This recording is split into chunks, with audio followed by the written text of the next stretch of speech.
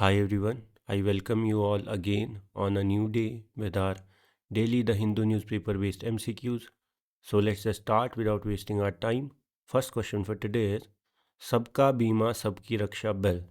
So this is a legislation passed by the government, है ना, जिसमें it will be like amending all the previous insurance related laws in India, है ना. And the most important thing जो इसको लेके अभी ज़्यादा आपके लिए रेलिवेंट है फॉर प्री, मैं मानूंगा कि ये बहुत इंपॉर्टेंट है. That is it will allow for 100% of foreign direct investment in the insurance sector, है ना.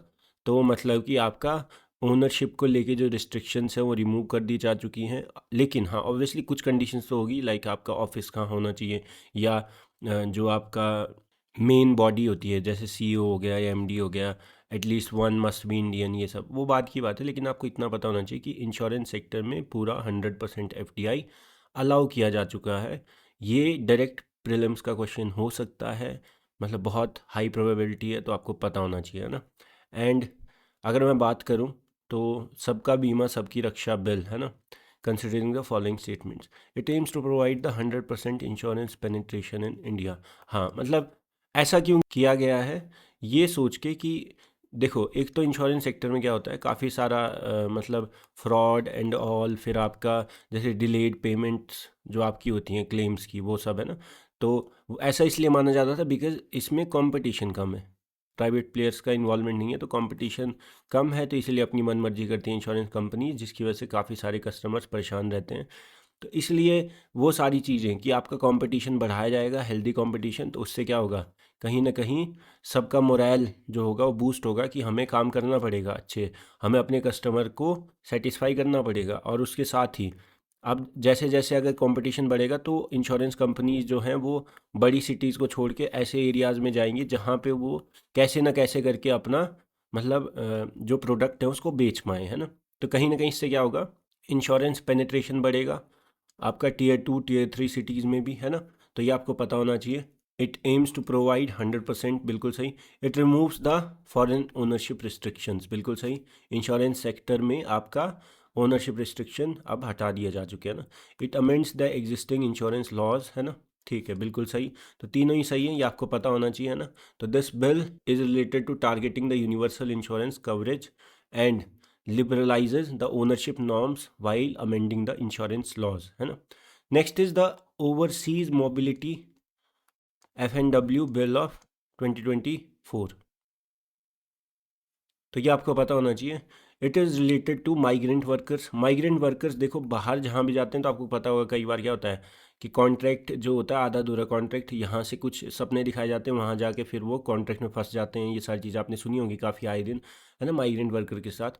तो ये क्या है कि एक्चुअल में इस बिल में ऐसा कुछ नहीं है कि मतलब उनको सोशल वेलफेयर या उनका सोशल सिक्योरिटी, ऐसा कुछ नहीं है. It is simply related to कि कैसे हम जो ये आपका माइग्रेशन जो है, माइग्रेंट वर्कर यहाँ से बाहर जाते हैं, कैसे उस प्रोसेस को फास्ट बनाए और स्मूथ बनाए. तो इसीलिए ये जो लॉ है ये काफ़ी ज़्यादा क्रिटिसाइज़ हो रहा है कि आप सिर्फ एक मतलब ऐसे कर रहे हो कि चलो ठीक है, कैसे ना कैसे करके हम लोगों को बाहर फेंक दें, लेकिन उनके राइट्स का क्या, उनके सोशल सिक्योरिटी का क्या, जब बाहर उनके साथ होता है वो सारी चीज़ें, है ना. तो कहीं ना कहीं इस लॉ को आधा अधूरा बोला जा रहा है, तो आपको पता होना चाहिए. लेकिन अभी के लिए इसका काम सिर्फ इतना सा है कि कैसे माइग्रेंट वर्कर का माइग्रेशन जो है उसको स्मूथ करा जाए, उसको फैसिलिटेट करा जाए. इस पे नहीं फोकस है कि वो वहाँ पे माइग्रेट हो जाएंगे उसके बाद क्या उनको लेके, है ना. तो it will facilitate the orderly migration of Indian workers, है ना, ये आपको पता होना चाहिए. Next, with reference to Bibi gram ji.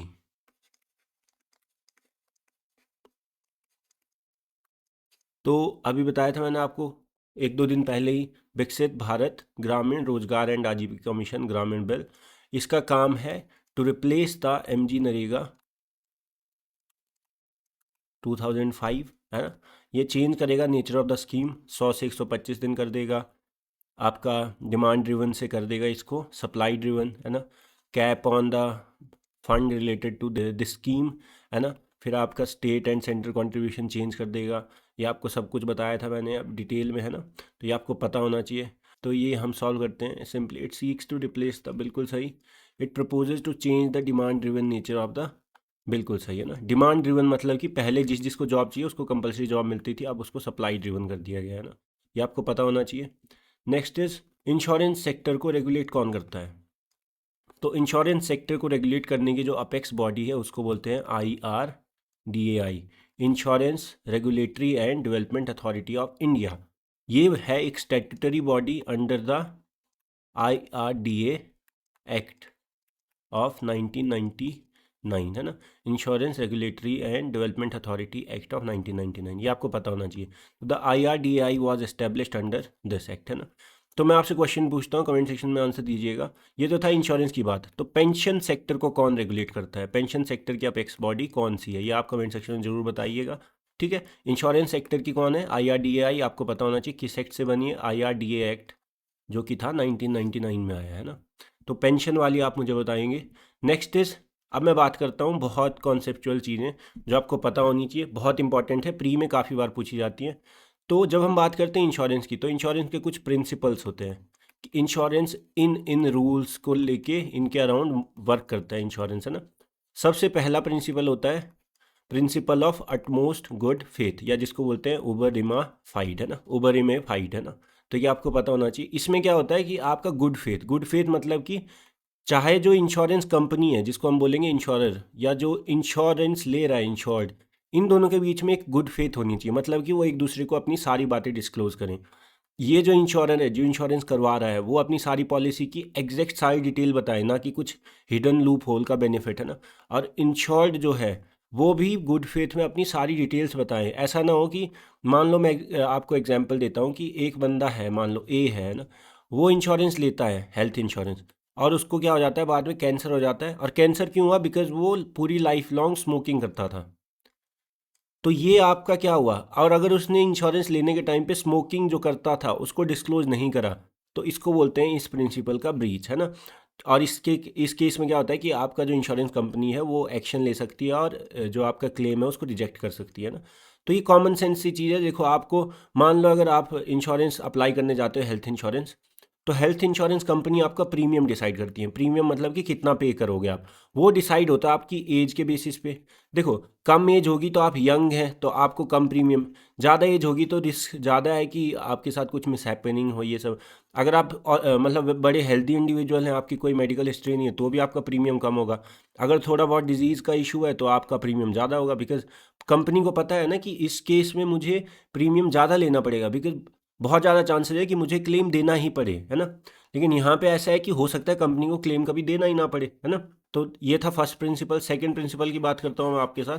Second principle is principle of causa proxima, या प्रॉक्सिमेट कॉज, ठीक है। प्रॉक्सिमेट कॉज मतलब कि मतलब मान लो आपको कुछ लॉस हुआ, और जिस चीज़ के लिए आपने इंश्योरेंस करवा रखी थी, उन दोनों में डायरेक्ट लिंक होना चाहिए। तो इट सिंपली मीन्स कि मान लो कोई लॉस होता है, वो 2-3 चीज़ों की वजह से है, तो आप उसको लिंक नहीं कर सकते। आपका डायरेक्ट कॉज और लॉस में रिलेशन होना चाहिए कि हाँ इस वजह से हुआ, और वो एग्जैक्ट वजह आपकी इंश्योरेंस के अंडर आती है, जिस सब्जेक्ट मैटर पे आपने इंश्योरेंस ली है ना। मान लो आपने बोला कि आपने जैसे मान लो फायर पॉलिसी के अंडर इंश्योरेंस लिया हो, और आपका बिल्डिंग स्टॉर्म से डिमोलिश होगी, तो आप उसको लिंक नहीं कर सकते, दूर दूर से घुमा फिरा के फायर से लिंक नहीं कर सकते, ठीक है। तो आपको ये समझ आना चाहिए, ठीक है। नेक्स्ट इज इंश्योरेबल इंटरेस्ट का प्रिंसिपल, इंश्योरेबल इंटरेस्ट, है ना। तो इंश्योरेबल मतलब कि आप जिस चीज़ पे पॉलिसी ली हुई हो और जो चीज़ हो रही है वो ऐसा हो कि वो उसके लिए इंश्योरेंस का काम लॉजिकल भी लगे। आप किसी लॉजिकल चीज़ के लिए इंश्योरेंस नहीं ले सकते, या मतलब ऐसे सोचो कि आपका जो इंश्योरेबल इंटरेस्ट है उसमें आपका कुछ फाइनेंशियल स्टेक होनी चाहिए, मतलब कि जो भी चीज़ सब्जेक्ट मैटर पे आपका इंश्योरेंस है उसमें आपका कुछ फाइनेंशियल प्रॉफिट या फाइनेंशियल लॉस का कुछ भी सिनेरियो बनना चाहिए, तभी आपको माना जाएगा कि आपका इंटरेस्ट जो है इंश्योरेबल है। जैसे मान लो अगर मान लो सब्जी वाला, उसके पास एक कार्ट होती है जिस पर सब्जी बेचता है, तो कार्ट क्या है, उसकी कमाई है। प्रॉफिट और लॉस कार्ट होने और ना होने पे भी डिपेंड करेगा, है ना। वो उसकी कमाई का हिस्सा है और वो उसी चीज़ की हेल्प से कमाता है। तो ये मान सकते हैं कि हाँ ठीक है, मतलब कहीं ना कहीं यहाँ पे एक फाइनेंशियल एस्पेक्ट जुड़ा हुआ है, तो इसको इंश्योरेबल इंटरेस्ट मान सकते हैं ना, ये आपको समझ आना चाहिए। Next fourth is principle of subrogation. अब ये बहुत सिंपल है। इसमें क्या होता है कि देखो अगर ए बंदा जो है उसने इंश्योरेंस करवा रखी है किसी कंपनी बी में, ठीक है। अब मान लो इसको कुछ होता है और इसको जो चीज़ हुई है, इसको जो डैमेज हुआ है उस इंश्योरेंस पॉलिसी में जो कवर है उस चीज़ को लेके, लेकिन वो डैमेज किसी थर्ड पार्टी ने करा है, टी ने, है ना। तो होगा क्या, ये जो ए बंदा है ये अपनी कंपनी से उस डैमेज को लेके इंश्योरेंस ले लेगा। तो कंपनी जो है इसको इंडेमनिटी पे करने के बाद, कंपनी जो है इसको इंडेमनिटी पे करने के बाद, मतलब जो भी इसका कंपनसेशन है क्लेम पे करने के बाद, अब क्योंकि ये जो डैमेज है देखो ये किसी थर्ड पार्टी की वजह से हुआ है, तो कंपनी को एक तरह से लॉस ही हुआ। अगर थर्ड पार्टी गलती नहीं करती तो उनके कस्टमर से तो कुछ मतलब गड़बड़ नहीं हुई थी जिस वजह से उनको क्लेम देना पड़े, लेकिन उनको क्लेम देना पड़ा किसी थर्ड पार्टी की गलती से। तो उसके बाद कंपनी जो है यहाँ पे लीगल एक्शन ले सकती है ताकि वो जो भी उसने क्लेम में दिया हुआ है उन लॉसेस को वो रिकवर कर पाए, है ना। ठीक है, ये आपको समझ आता है। मान लो कोई ए बंदा है, वो बी की वजह से, किसी बी की वजह से मतलब एक्सीडेंट हो जाता है उसका, कार एक्सीडेंट। तो जो आपका जो इंश्योरेंस कंपनी है वो ए को जब क्लेम पे कर देगी, तो बी की वजह से अगर ये एक्सीडेंट हुआ है तो वो बी पे फिर बाद में क्या कर सकती है, केस कर सकती है टू क्लेम जो भी उन्होंने ए को दिया हुआ है ना। कंपनी जो है ए को अपना जो भी क्लेम देगी उसके बाद वो बी से जो भी उन्होंने क्लेम में दिया है उसको रिकवर करवा सकती है। Next is principle of contribution. ये सिंपल है। अब यहाँ पे क्या होता है, कई बार काफ़ी लोग, जैसे मान लो एक ही हेल्थ इंश्योरेंस, मान लो आपने 5 अलग अलग पॉलिसी प्रोवाइडर से लिया हुआ है, ठीक है, इंश्योरेंस कंपनी से लिया हुआ है। तो यहाँ पे क्या होता है कि जब आपको कोई हेल्थ इशू आएगा तो ऐसा नहीं है कि आप 5 से अलग अलग से इंश्योरेंस लेंगे। कॉन्ट्रीब्यूशन मतलब कि यहाँ पे क्या होता है, उस इवेंट में जो भी मतलब क्लेम चाहिए होगा, अगर वो पॉलिसी आपने 5 जगह से ली हुई है तो पांचों जो कंपनीज हैं वो अपने अपने हिसाब से कंट्रीब्यूट करके देंगी आपको, पांचों मिला के। ऐसा नहीं कि हर एक कंपनी देगी। तो मान लो आपको 1 लाख का क्लेम चाहिए तो 5 कंपनी मिलके 1 लाख भरेंगी खुद, मतलब जो भी कंट्रीब्यूशन करेंगे 20,000 30,000। ऐसा नहीं कि आप हर किसी से 1-1 लाख लोगे। इसको बोलते कंट्रीब्यूशन का प्रिंसिपल। ये इसलिए करा जाता है ताकि जो इंश्योरेंस ले रहा है बंदा वो उस इवेंट में डबल डबल पॉलिसी बेनिफिट ना ले पाए कि यहाँ से भी 1 लाख उठा रहा हूँ, वहाँ से भी 1 लाख उठा रहा हूँ, तीसरी जगह से भी, है ना। तब तो 20-30 जगह इंश्योरेंस करके रखो। समझ आता है। तो इसको बोलते हैं प्रिंसिपल ऑफ कंट्रीब्यूशन। नेक्स्ट होता है प्रिंसिपल ऑफ लॉस मिनिमाइजेशन। अब लॉस मिनिमाइजेशन देखो प्रिंसिपल बहुत ईजी है। इसका सिंपल सा मतलब होता है कि अगर मान लो किसी कंपनी में आग लग जाती है और आपने इंश्योरेंस करवा रखा है, आप उस कंपनी के ओनर है, तो उसका मतलब ये नहीं कि आप उस कंपनी को पूरा ही जलने दोगे। If you can, then try to minimize the losses. That is the principle of loss minimization। कि मतलब अगर आपकी फैक्ट्री या कंपनी है उसमें आग लग जाती है तो आप ये सोच के बैठ नहीं जाओगे कि यार छोड़ो। मान लो आप हो सकता है वहाँ पे कुछ भी मतलब एक्टिव इन्वॉल्वमेंट करके उस आग को थोड़ा कंट्रोल कर सकते हो, लॉस मिनिमाइज कर सकते हो, पर आप बोलोगे ठीक है जलने दो, पूरा जलने दो, थोड़ी भी चीज़ नहीं रहनी चाहिए बिकॉज मैंने तो अपना इंश्योरेंस क्लेम ले लूँगा। ऐसा नहीं होता है। प्रिंसिपल ऑफ लॉस मिनिमाइजेशन मतलब कि आप क्या करते हो, जो इंश्योर्ड बंदा होता है दैट ही और she must take the reasonable steps to prevent the damage if possible, है ना। समझ आता है। And the last principle is principle of indemnity. Indemnity मतलब कि कंपनसेशन, कि मतलब insurance is not a way to make profits. जो इंश्योरेंस लेते हैं जो लोग, उनके मन में ये नहीं होना चाहिए कि इंश्योरेंस से वो कुछ प्रॉफिट कमाएंगे, मतलब कुछ कुछ भी लूप होल निकाल के या कुछ भी माल प्रैक्टिसेस करके आपका कुछ प्रॉफिट निकालने का ट्राई करेंगे। तो बिकॉज इट इंश्योरेंस जो होता है that is not a way of profit, it is a way of compensation, है ना। ये आपको समझ आता है। तो अब हम सॉल्व करते हैं। Principle of utmost good faith ओबर मे फिडेई इन इंश्योरेंस इम्प्लाइज दैट। क्या बोला था मैंने कि इंश्योरेंस करने वाला और इंश्योरेंस करवाने वाला दोनों ही अपनी सारी चीज़ें डिस्क्लोज करें, all the material facts. Policy में क्या है क्या नहीं है, कैसा होगा कैसा नहीं होगा, पॉलिसी की क्या कंडीशन है, वो सारा जो है वो इंश्योरेंस कंपनी बताए और इंसान अपनी पूरी हेल्थ प्रोफाइल बताए उससे जो भी पूछा जाए, ठीक है, ताकि बाद में कोई इशू ना हो। ठीक है, तो ये सिंपल सी बात। Next is the principle of insurable interest. ठीक है, तो इंश्योरेबल इंटरेस्ट मतलब ये होता है कि आप इंश्योरेंस उसी चीज़ की ले सकते हो जिस चीज़ के होने की वजह से आपको कुछ फाइनेंशियल लॉस हो रहा हो। ये आपको समझ आता है। तो the insured must suffer the financial loss on occurrence of the insured event, है ना। अगर फाइनेंशियल लॉस नहीं है तो आप उस पर फिर उस इंटरेस्ट को इंश्योरेबल नहीं मान सकते, आप क्लेम नहीं मांग सकते। जब तक आपको किसी चीज़ के होने की वजह से कुछ फाइनेंशियल लॉस ना हो तब तक आप उस पर क्लेम नहीं मांग सकते, है ना। Next the principle of subrogation. Subrogation क्या था कि किसी जो कस्टमर है उसको इंश्योरेंस पे करने के बाद अगर वो किसी थर्ड पार्टी की वजह से उस कस्टमर को डैमेज हुआ जिसकी वजह से इंश्योरेंस कंपनी को उस कस्टमर को क्लेम पे करना पड़ा, तो इंश्योरेंस कंपनी उस थर्ड पार्टी से अपने सारे लॉसेज जो है वो रिकवर कर सकती है। तो ये होता है principle of subrogation. Next is the principle of contribution. Contribution कब? जब आपने एक ही बंदे ने अगर एक ही सब्जेक्ट मैटर पे एक ही तरह की इंश्योरेंस, मतलब कि आपका 10-20 जगह से ली हुई है, तो वो ऐसा नहीं है कि 10-20 जगह से फुल इंश्योरेंस क्लेम करेगा। वो ऐसे केस में क्या होता है कि आपकी जो इंश्योरेंस कंपनीज होती हैं वो मिल के जो टोटल क्लेम होती है उसकी तरफ कंट्रीब्यूट करती है ना। तो मान लो 20 लाख का अगर डैमेज है और 5 जगह से इंश्योरेंस ली हुई है, तो पांचों मिल के सिर्फ 20 लाख देंगी। पांचों जगह से आप 20-20 लाख नहीं उठा सकते, है ना। यहाँ पे तो फ्रॉड के केसेस को रोकने के लिए ये प्रिंसिपल होता है, और साथ ही साथ डबल पॉलिसी और ये सारे बेनिफिट या प्रॉफिट का जो भी स्पेकुलेशन होता है उसको खत्म करने के लिए ना। नेक्स्ट इज प्रिंसिपल ऑफ प्रॉक्सिमा कॉजा या प्रॉक्सिमेट कॉज। इसका मतलब ये होता है कि आपको जो लॉस हुआ, वो लॉस का जो कॉज है वो वही होगा जिसकी वजह से आपको लॉस एक्चुअल में हुआ है, जो डोमिनेंट कॉज है। अगर आपका डोमिनेंट कॉज जो है लॉस का, वो आपका इंश्योरेंस जिस चीज़ पे ली हुई है उस सब्जेक्ट से बिल्कुल अलग है, तो आप फिर इंश्योरेंस क्लेम नहीं कर सकते। मतलब आपका जो कॉज है वो देखा जाएगा कि कौन सा डोमिनेंट कॉज है।